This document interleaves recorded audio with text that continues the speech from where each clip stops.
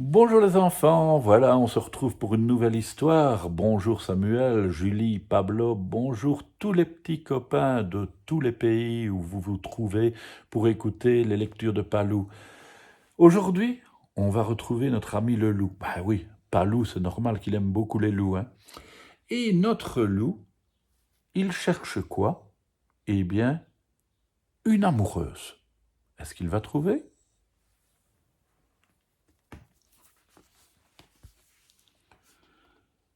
Il était une fois un gros loup noir, plutôt mignon, plutôt gentil, mais qui n'avait pas d'amoureuse. Il s'appelait Loup.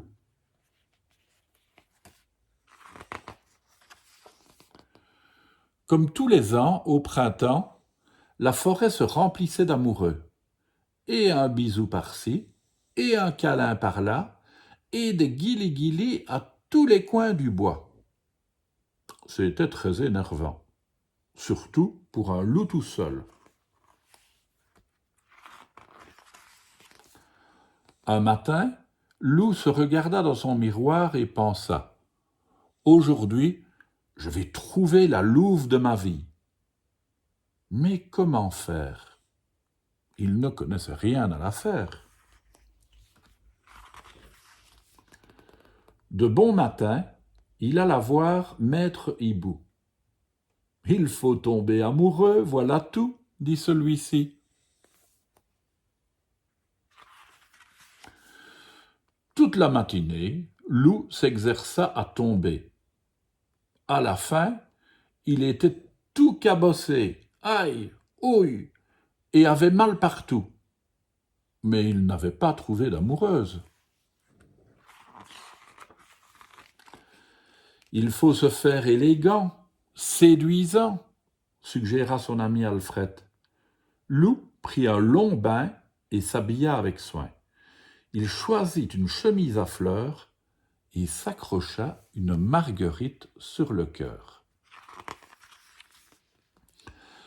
Il faut être original, phénoménal, attirer l'attention, expliqua son ami Valentin. Loup enfila ses lunettes noires de star et ses bottes de cow-boy.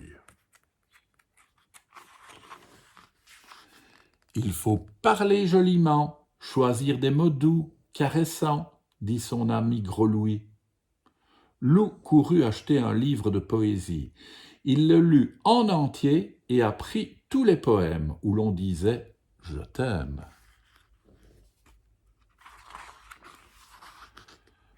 Il faut un bouquet de fleurs pour l'élu de son cœur, conseilla son ami Josua. Loup composa un joli bouquet avec les fleurs de la forêt.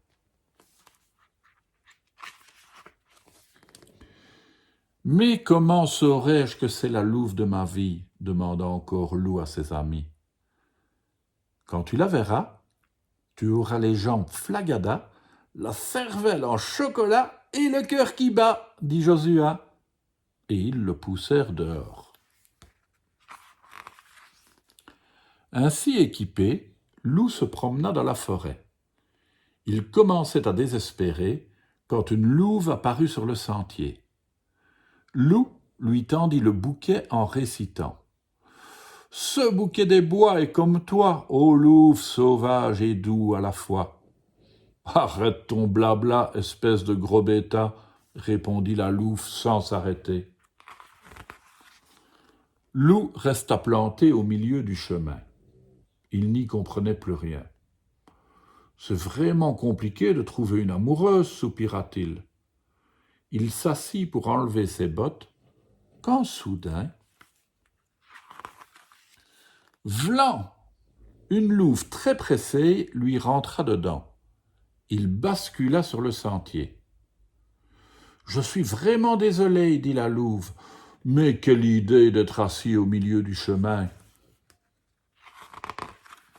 Loup se redressa, regarda la louve et il sentit comme un petit clic à l'intérieur de son cœur.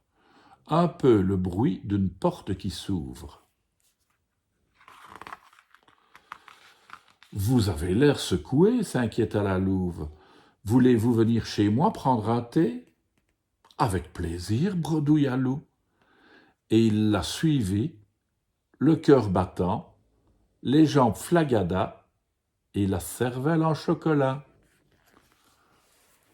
Autrement dit, il venait de tomber amoureux de la louve de sa vie. À demain les enfants.